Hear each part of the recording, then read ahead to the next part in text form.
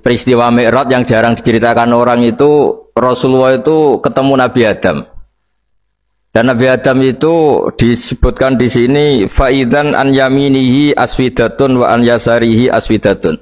Dari sisi kanan itu ada kelompok besar, dari sisi kiri juga kelompok besar.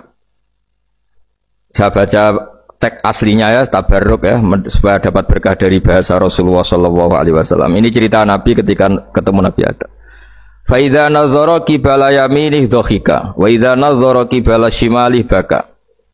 Nabi Adam ketika melihat ke kanan itu senyum-senyum, senang sekali. Tapi kalau kau melihat ke kiri itu nangis.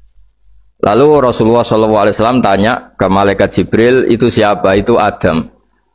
Dan yang kelompok di kanan itu ahli surga, maka beliau kalau melihat senang sekali, dan kalau yang di kiri itu ahli neraka, kalau beliau melihat itu susah sekali. Artinya apa? Betapa susahnya jadi Nabi Adam itu. Jadi kalau misalnya ada koruptor ketangkep gitu ya, yang nangkep ya cucunya, yang ditangkep juga cucunya.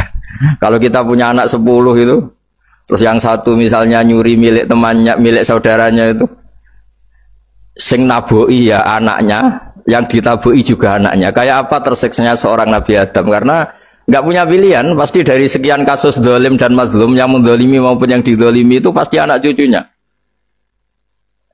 Jadi betapa susahnya seorang Nabi Adam. Jadi termasuk kearifan kita sebagai manusia itu belajar dari takdir yang kita hadapi, yaitu keterbatasan kita sebagai manusia. Kita harus bisa ngelola kegagalan, terima kodok kodar. Makanya kata Mbah Mun, abahnya Gus Hasin itu sering cerita ke saya, iman itu paling dhuwur itu iman kodok kodar, khairihi wa syarrihi minallah. Kita harus punya kesiapan iman khairihi wa syarrihi minallah, bahwa segala kebaikan, segala syar itu sudah digariskan oleh Allah Ta'ala. Kita bisa apa sebagai manusia? Jadi pertama Nabi Muhammad ketemu di as-sama'i dunya, langit paling dekat, itu ketemu Nabi Adam dengan kondisi seperti tadi. Kalau melihat ke kanan itu senyum, karena itu anak-anak beliau, turunan beliau yang ahli surga. Kalau melihat ke kiri itu nangis, karena itu cucu beliau yang ditakdir tidak jadi orang baik. Artinya kalau ada peristiwa sosial apa saja, yang satu zalim, yang satu mazlum, atau yang satu benar, yang satu salah, atau sama-sama benar tapi salah faham, itu semua adalah cucu Nabi Adam alaihi salam, dan itu membuat beliau kadang-kadang dohika, kadang-kadang senyum, kadang-kadang baka, kadang-kadang nangis. Jadi itu yang menjadikan tambahnya arifnya Rasulullah SAW. Saya teruskan. Qultu ya Jibril man hadha? Qal hadha Adam wa hadhil aswida an yamini wa an shimali nasamu bani. Fa ahlul yamin ahlul jannah wal aswida allati an shimali ahlun nar. Fa idza nazara qibala yamini dhahika wa idza nazara qibala shimalihi baka.